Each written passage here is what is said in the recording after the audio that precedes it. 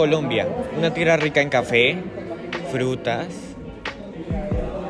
animales, relieves, cultura y violencia.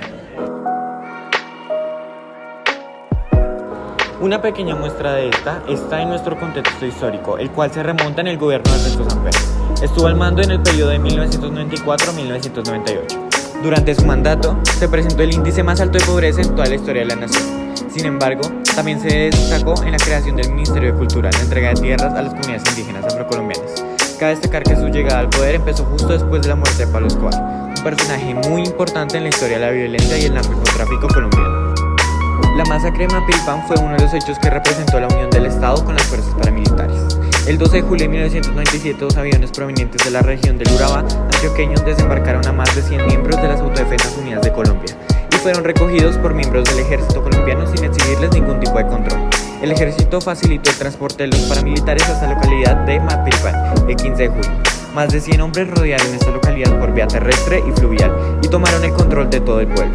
Comunicaciones, oficinas públicas. Allí comenzó el terror para los habitantes, cuando los hombres sacaron a quienes en su criterio eran guerrilleros o colaboradores de las FARC. Estos eran torturados y llevados a un matadero municipal, donde los asesinaban públicamente.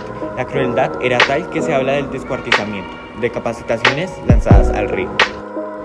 La investigación de este hecho fue tan baja que no se tiene con exactitud la cifra de víctimas, ni se dieron sanciones para esta atroz masacre. Se podría llegar a afirmar que fue un conflicto en conjunto con el Estado para mejorar la imagen pública de este frente al pueblo colombiano, mostrando avances en la erradicación de las guerrillas.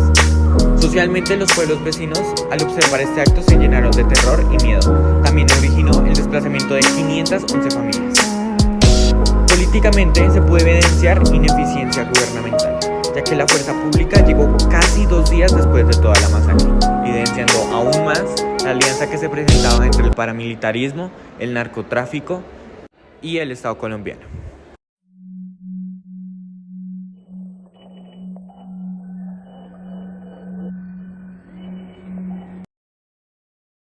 Sin embargo, también se puede resaltar cosas buenas, como que este gobierno adelantó el proceso de negociación más importante hasta el momento con la guerrilla del ELN, con el fin de poner término al conflicto armado de Colombia.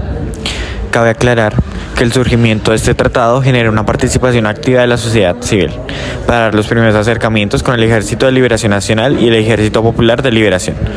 Werner Mauss actuó como mediador para que se comenzara un tratado de paz. Las mesas de negociación iban a estar en Alemania como un punto medio y neutral, aunque también se presentaron en España. Como resultado de todo esto, hubo reconocimiento de guerrillas como actores políticos, lo que llevó a la creación del cargo de Alto Comisionado para la Paz. Y los representantes por parte del ELN fueron Felipe Torres y Antonio Galán. Todo iba en orden. Muchos líderes guerrilleros hicieron parte de este proceso y fueron a los lugares establecidos de Europa para la negociación. Sin embargo, pese a los acuerdos, preacuerdos y pactos previamente establecidos, nunca condujeron a una ruta precisa para terminar la confrontación. Pero sí se siente decidido a continuar con el ELN. Sí, de continuar con el ELN, sí. Claro que sí, me tocaría, me quedaría aquí, pero no porque me sienta aquí pues interno, contento, pero... Todo esto fue una gran sorpresa por las filtraciones que hubo en las que se relacionaba el narcotráfico con la campaña presidencial de Ernesto Samper. Esta situación le restó a su gabinete la legitimidad necesaria para continuar una negociación. Pese a los intentos de acuerdos de paz entre el gobierno y el ELN, no solamente en el gobierno de Samper, sino en los posteriores, actualmente en el año 2022, el ELN sigue sin desmovilizarse. Con respecto a los resultados e impactos que se presentaron en el pueblo, muchos de los afectados por estos grupos se volvieron fantasmas, haciendo que la economía de esta fueran muy bajas gracias al desplazamiento de gran población de estas ciudades.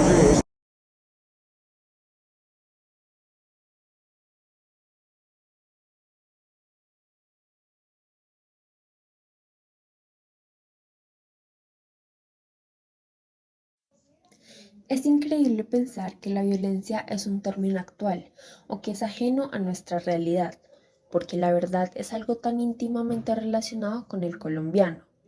Ha cambiado nuestro estilo de vida, ha afectado completamente nuestra visión del mundo. Y es aquí donde debemos darnos cuenta que la paz es la cura a las pequeñas rupturas de nuestro interior, con consistencia y trabajo en equipo entre la ciudadanía y el Estado, podemos lograr la armonía y paz que por tantos años hemos anhelado. Es de vital importancia conocer a nuestros representantes para que no ocurran escándalos como los fueron los del expresidente Ernesto Samper con sus amigos narcos. Para cerrar con este documental queremos recalcar los pros y contras de este proceso. Iniciemos con pros. En este periodo que hemos expuesto se dio una apertura a un proceso de paz con la guerrilla del ELN, así generando un sentimiento de armonía entre los civiles, invitándolos a curar y sanar juntos. Si bien es cierto que esto ayuda en que en ciertas zonas del país se desmovilice la guerrilla y bajar el porcentaje de violencia, y a pesar de que no se pudo concluir este proceso del todo en los posteriores gobiernos, comenzó como punto de partida para un camino lleno de paz y seguridad social. Por otro lado, los contras. El gobierno, gracias a Ernesto Samper, quedó con una gran mancha de corrupción y apoyo al narcotráfico, lo que a largo plazo ocasionó el desmoronamiento del proceso de paz y la pérdida de confianza con la ciudadanía, además del compromiso con las guerrillas de la época. Pero todo no es culpa exclusivamente del gobierno, sino que también por parte del ELN. No hubo un correcto cumplimiento de lo acordado en las mesas de negociación, haciendo este un intento tremendo fracaso nacional. Los hombres construimos muchos muros, pero pocos puentes.